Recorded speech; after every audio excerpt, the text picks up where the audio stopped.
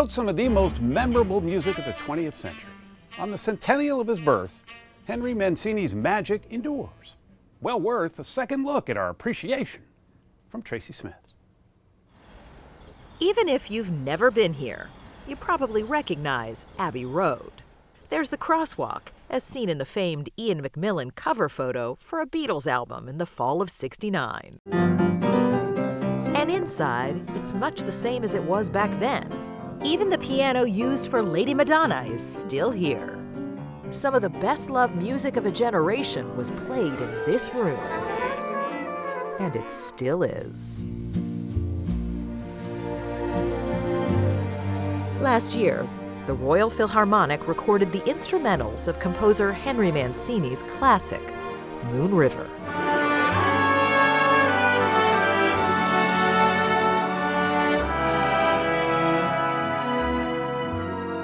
As we've been reporting, the Mancini family has re-recorded some of the maestro's most famous songs in celebration of what would have been his 100th birthday. 1, 2, 3.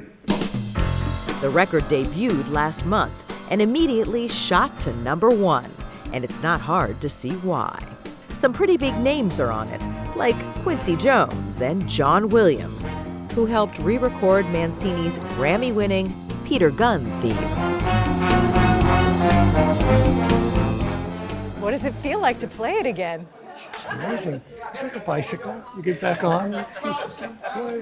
Chris, it sounds almost like it's slurring into beat 2, instead of ba-da. Producer Greg Field, who also happens to be married to Monica Mancini, is leading the effort to honor his father-in-law.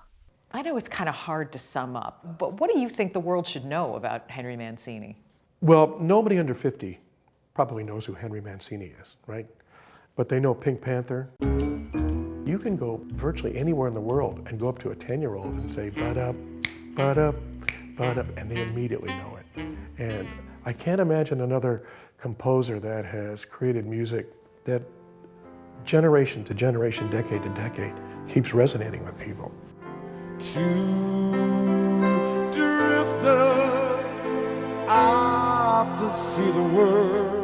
And it does resonate still.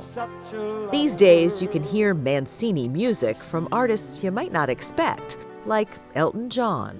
But I've got my pride. And Cynthia Erivo, who was among the stars last month at an all-Mancini program at the Hollywood Bowl. Even though I know I'll never win. You know, we're celebrating his 100th birthday, and still the music is so alive. And we are doing everything we can to have the music be out there and have people enjoy it and have it take you someplace, have it make you feel something, which is what music should do.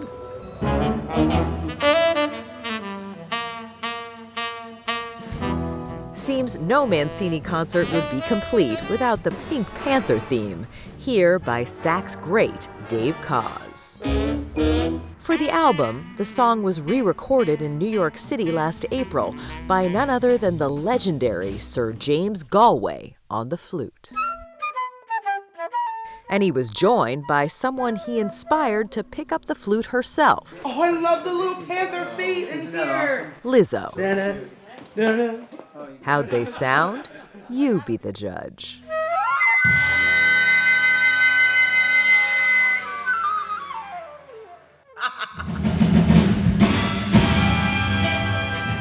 The Pink Panther theme is still one of Henry Mancini's most popular tunes, and Dave Koz plays it as well as anyone ever. But it's not his favorite. I know you've said that your favorite song is a Mancini song? It is, but not the one you would think, with a saxophone in my hand. Not Pink Panther. Not Pink Panther, Moon River. Moon River. It's a perfect melody. It's a perfect lyric. In fact, Moon River has been called the crown jewel of Mancini's work. Johnny Mercer's lyrics about wide rivers and huckleberries are drawn from his memories of a childhood spent in Savannah, Georgia. Henry Mancini wrote the music specifically for Audrey Hepburn to sing and tailored it to fit her limited vocal range.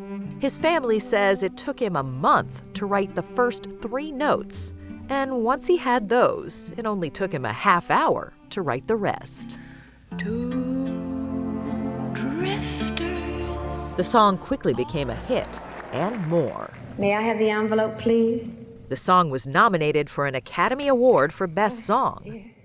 Oh, the winners are Henry Mancini and Johnny Mercer for Moon River. In addition to the Oscar, the song also picked up a pair of Grammys, and the great Andy Williams made it his own. Wider than a mile. And for the latest version of Moon River, the Mancini family passed the torch to another legend. Bublé, Mancini, Michael, take one. Finally, Bublé, Mancini. Finally, my name is attached to the Mancini name. I have waited so long for that. Yes. When marimba rhythms start to play, dance with me, make me sway. You'd think that in his 30-year career, Michael Bublé would have made his own version of Moon River. But he's never recorded the song, and he jumped at the chance. When the Mancini family calls and asks you to be part of honoring the legacy of a genius, you say, thank you so very much. I would love to be there. Can we do it in Vancouver? Because I'm in 46 countries, and I'm only going to be home for 6 days. But you say yes. All right. Yeah. I'm good if you're good. And we met him in Vancouver on the day of the session.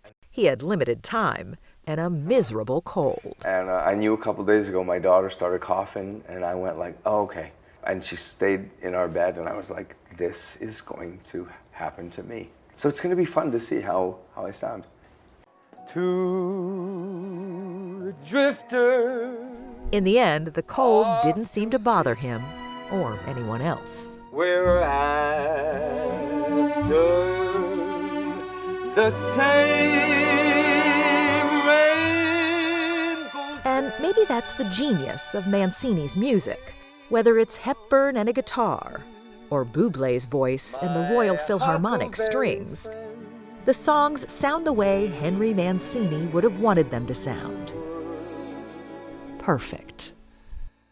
And